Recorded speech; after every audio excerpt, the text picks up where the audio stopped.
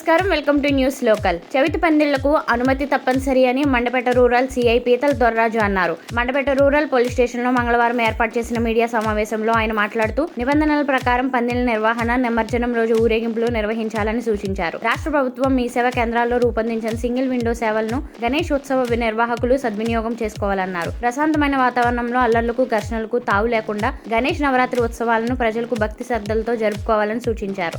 సాంస్కృతిక కార్యక్రమాల పేరిట అశ్లీల నృత్యాలు, రికార్డింగ్ డ్యాన్స్లు వంటివి జరిపితే కారకులపై చట్టపరమైన చర్యలు తీసుకుంటామన్నారు. ఈ సమావేశంలో rural SI D Suresh Babu తదితరులు పాల్గొన్నారు.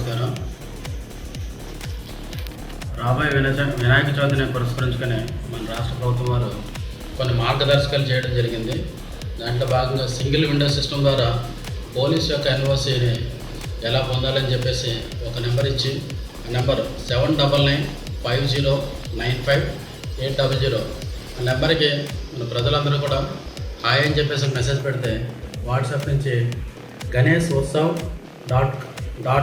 .com అని చెప్పేసి ఒక ఈ వెబ్సైట్ వస్తుంది.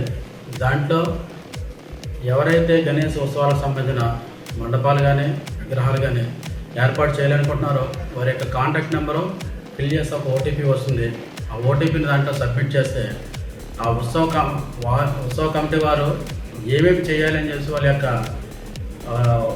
వివరాలకు సంబంధించిన నివేదిక అనేది రావడం జరుగుతుంది. దాంట్లో పేరు, చిరునామా, ఆ ఉత్సవానికి సంబంధించిన విగ్రహాన్ని కానీ లేదా పందిరి కానీ ఎక్కడ ఏర్పాటు చేస్తున్నారో ఆ విగ్రహం యొక్క ఎత్తెంత, పండాల యొక్క వివరాలు ఎక్కడ ఉన్నదని చెప్పేసి దాని యొక్క సంబంధించిన వివరాలన్నీ కూడా దాంట్లో ఫిల్ చేస్తే దాంట్లో ఒక పేమెంట్ మెథడ్ వస్తుంది. ఆ పేమెంట్ మెథడ్ కూడా పేమెంట్ చలానాకి వెళ్ళి మీ సేవ నుంచి ఆ పేమెంట్ కట్టిన తర్వాత ఆ పేమెంట్ యొక్క వివరాలనేది సంబంధిత ఎస్హెచ్ఓ గారికి పంపిస్తే ఆ సంబంధిత ఎస్హెచ్ఓ గారు దాన్ని అప్రూవ్ చేసి ఏదైతే ఫైర్ డిపార్ట్మెంట్ కానీ, పంచాయతీ డిపార్ట్మెంట్ కానీ, మున్సిపాలిటీ డిపార్ట్మెంట్ వారితో కూడా ఎలాంటి అబ్జెక్షన్ లేదనుకున్న తర్వాత దాన్ని అప్రూవల్ చేస్తారు. అప్రూవల్ చేస్తే ఒక క్యూఆర్ కోడ్ జనరేట్ అవుతుంది. ఆ క్యూఆర్ కోడ్ని ప్రింట్ తీసుకుని డౌన్లోడ్ చేసుకుని ఏదైతే మండపం ఉందో ఆ మండపం దగ్గర పెట్టుకోవాలని చెప్పి అందరికీ సూచిస్తున్నాము.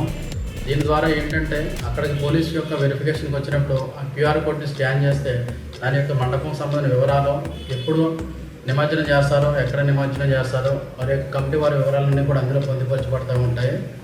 అదే రకంగా మైక్ పర్మిషన్ కోసం అని చెప్పేసి మన ఎస్హెచ్ఓ గారి ద్వారా ఎస్డిపిఓ గారి యొక్క పర్మిషన్ పొంది వారి యొక్క విధులు, దాని యొక్క సంబంధించిన ఏదైతే కండిషన్స్ ఉన్నాయో ప్రజలకి మిగతా వాళ్ళకి ఎలాంటి ఇబ్బంది లేకుండా దాన్ని ఉపయోగించుకోవాలని చెప్పేసి తెలియబడుతున్నాం.